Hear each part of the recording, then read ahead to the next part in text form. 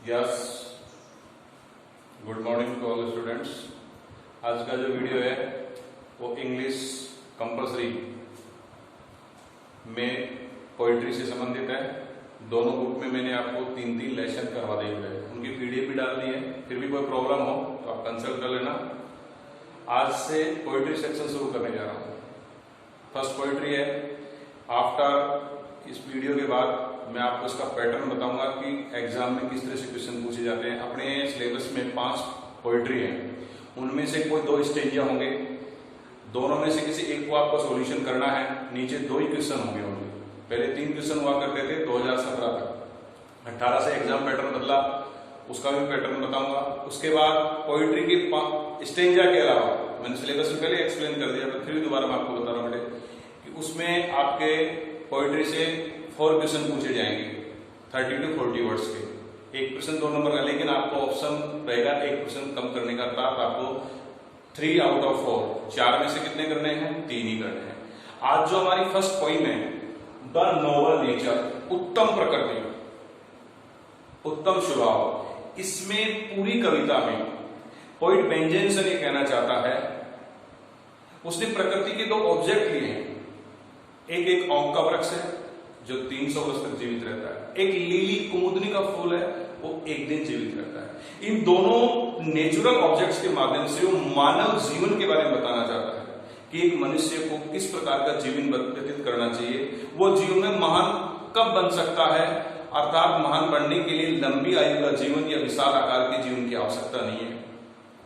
We live in deeds, not in years. This is a very important sentence. We live in deeds. हम कार्यों में जीते हैं, not in years. लंबी अवधि का जीवन कभी भी मनुष्य को महान नहीं बनाता है।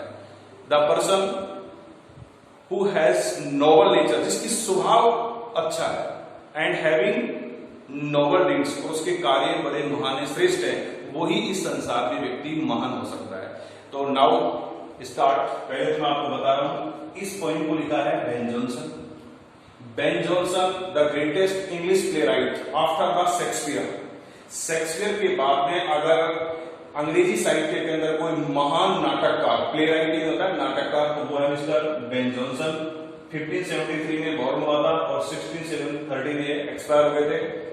बेन जोन्सन शेक्सपियर और जॉन डन के कंटेम्परेरी होता समकालीन थे, और he was famous for satirical comedies, हास्यप्रद व्यंग्यात्मक के लिए प्रसिद्ध थे। ये मैंने आपको बेन जोन्सन के बारे में बताया। अब नाउ हमारी पोएम शुरू होती है कि इट इज नॉट, ध्यान देंगे, इट इज नॉट, इस लाइन का एक अलग अर्थ है। इट इज नॉट ये नहीं अर्थ नहीं, इसका अर्थ है कि ये महत्वपूर्ण नहीं है। क्या महत्वपूर्ण नहीं है? It is not growing like a tree in bulk. Bulk का अर्थ होता है बेटे साइज में। एक पेड़ की भांति लंबे आकार में बढ़ना अच्छी बात नहीं है। It is not important, growing बढ़ना, like a tree in bulk, bulk का क्या होता है? साइज में। एक पेड़ की भांति विशाल आकार में बढ़ना अच्छी बात नहीं है। क्यों नहीं है? डथ, ये ओल्ड इंग्लिश का वर्ड है, कई बार आ गया है। डथ करते हैं बेटे डच से। किससे है? डच से। इस डच के साथ नोट को लगाना है। Does not make man better be, अर्थात एक पेड़ की भांति विशाल आकार का जीवन जीना मनुष्य को कभी भी महान नहीं बनाता है। मैन बेटर, बेटर का अर्थ है किससे है? इस बेटर का अर्थ है ग्रेट। कभी बेन जोन्सन कहते हैं it is not growing, it is not important, growing यानी बढ़ना, like a tree in bulk, bulk यानी साइज में, एक विशाल आकार में पेड़ की भांति बढ़ना ये अच्छी बात नहीं है। क्यों नहीं है? कि डथ, इसको नॉट को लगाना है। डथ, डथ का तो does not, doth make man better be, ये किसी मनुष्य को महान नहीं बनाता है। मनुष्य महान बनता है नोबल नेचर से और नोबल डीड से, महान उत्तम स्वभाव। जैसे कि आपने हिंदी में पढ़ा कि जो रही उत्तम प्रकृति, का कर सकत कुसुम, चंदन विष व्यापक नहीं लिपटे, कि चंदन की प्रकृति उत्तम है, सर्प उसमें लिपटे रहते हैं, लेकिन उनकी प्रकृति जहर उगलना है। और वो जो चंदन है वो खुशबू देता है, लेकिन उस सर्प अपनी स्वभाव के कारण अलग जाने जाते हैं, और चंदन अपनी। तो ये कह रहा है कि growing like a tree in bulk अच्छी बात नहीं है। क्यों? फिर उसने एक प्रकृति में से एक उदाहरण लिया, एक ओक का पेड़ है, और standing long as an oak, एक ओक का पेड़ है 300 इयर्स, वो लगभग 300 वर्ष तक जीवित रहता है। ये ओक का पेड़ कितने वर्ष तक जीवित रहता है? 300 वर्ष तक। और उसका जब एंड आता है टू फॉल ए लॉग यानी होता है गट्ठा। एट लास्ट अंत में जब ये सूख करके मुरझा करके गिरता है तो एक सूखी लकड़ी के गट्ठर के ड्राई शुष्क होता है। बाल्ड होता है गंजा, लेकिन यहां है इस बाल्ड का हिंदी अर्थ है यहां विदाउट लीव्स, बिना पत्तियों के। और सीयर यानी होता है मुरझाया हुआ।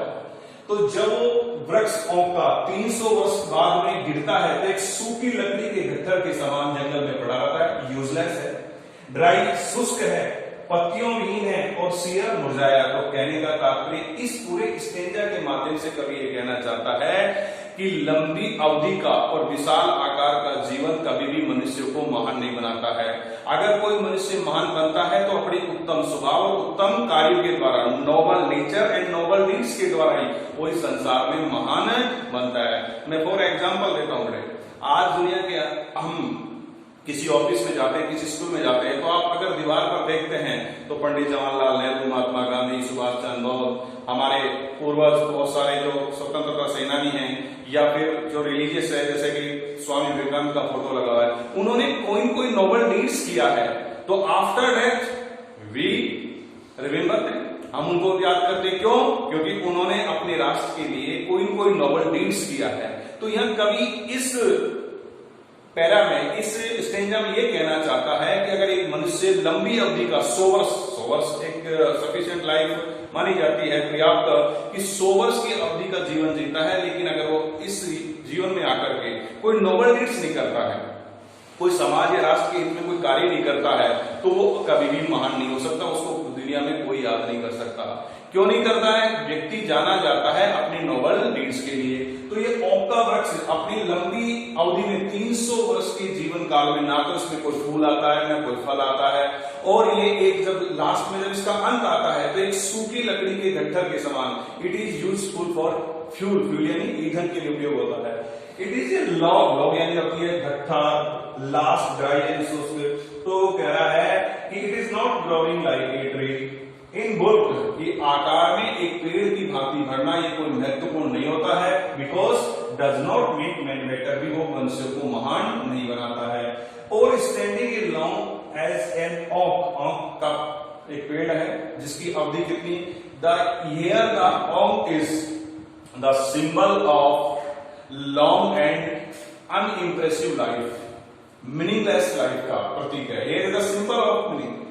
फिर उसने प्रकृति में दूसरा उदाहरण दिया, कहते हैं लिली। ध्यान देंगे, लिली इज द फ्लावर, इसको हिंदी में कहते हैं कुमुदनी का फूल। ए फ्लावर ऑफ डे, कुमुदनी का फूल एक दिन का फूल है, एक दिन के लिए खिलता है। इज फेयर, फेयर करता है अत्यधिक सुंदर, फार करते हैं खिलना, इनमें मई के महीने में बहुत अत्यधिक सुंदर दिखाई देता है। पहला एग्जांपल किसका लिया था प्रकृति में? ओक ट्री का। कितने वर्ष जीवित रहता है? 300 years, but useless, meaningless, unimpressive life. दूसरा कह रहा है ए लिली ऑफ ए डे, एक कुमुदनी का पुष्प होता है जो एक दिन का पुष्प है। इज फेयर, बहुत सुंदर दिखाई देता है, फार यानी खिलता है इन मई के महीने में।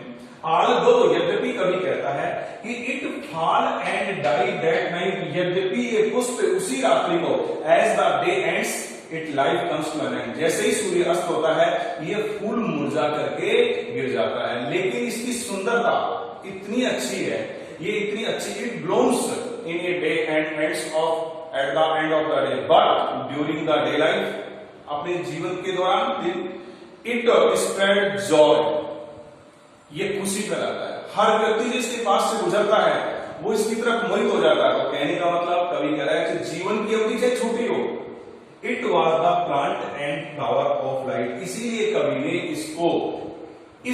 इसको लिली को प्रकाश का पौधा और पुष्प कहा है। कवि ने ऐसा क्यों कहा? It's blooms during the daylight, ये केवल दिन के दौरान खिलता है। As the day ends it life comes to an, उसी दिन ये मुरझाकर उसी रात्रि को मुरझाकर समाप्त हो जाता है।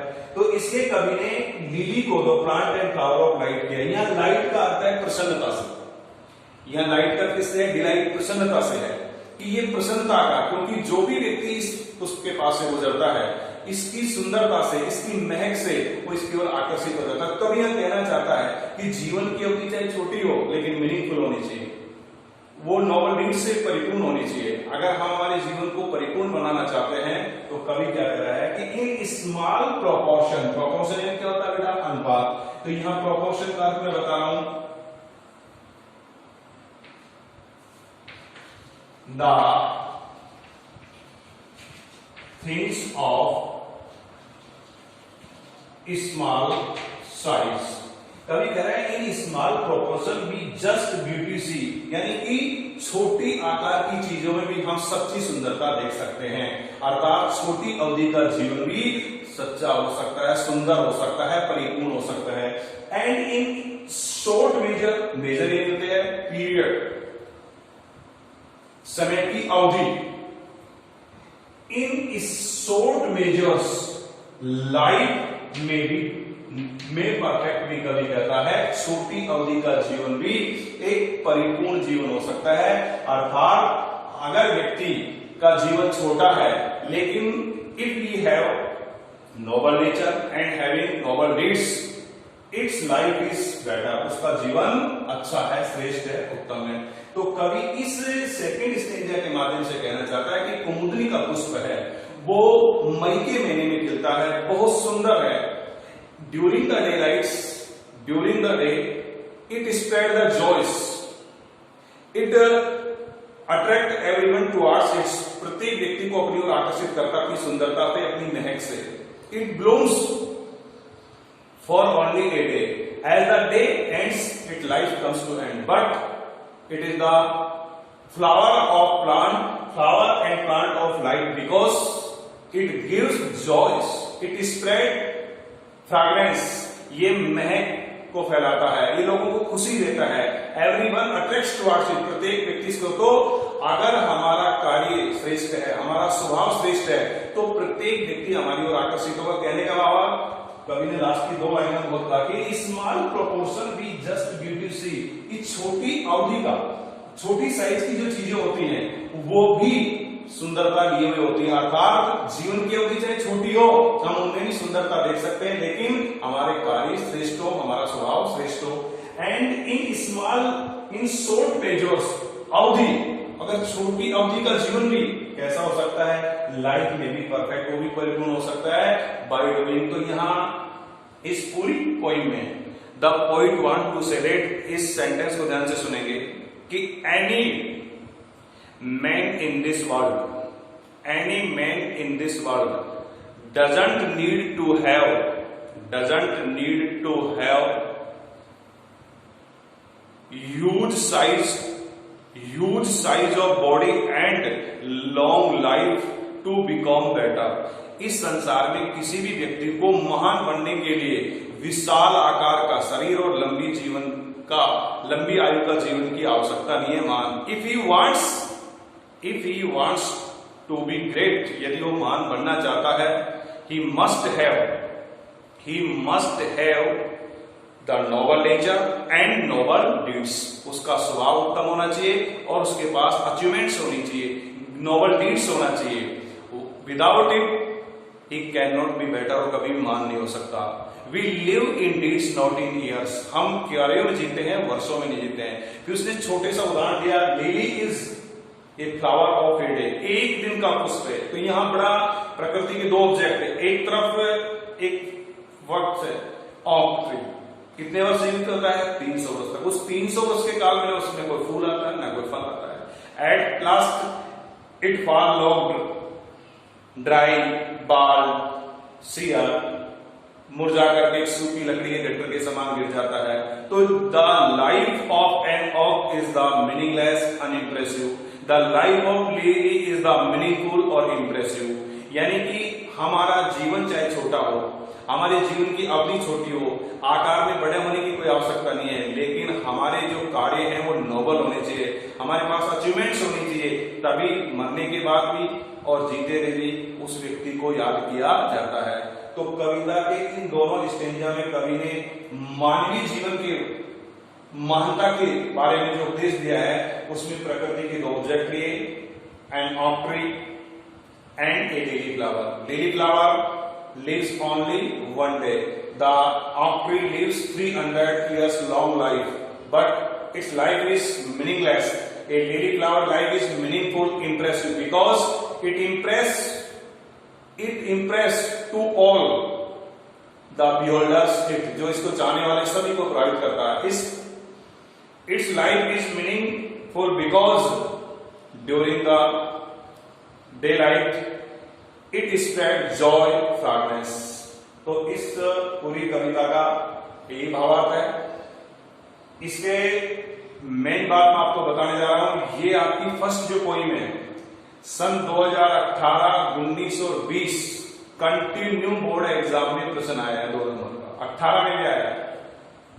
What is the quality of lily 2018 में पूछा, 2019 में पूछा how can a man perfect be his life, एक मानव अपने जीवन को कैसे पूर्ण बना सकता है।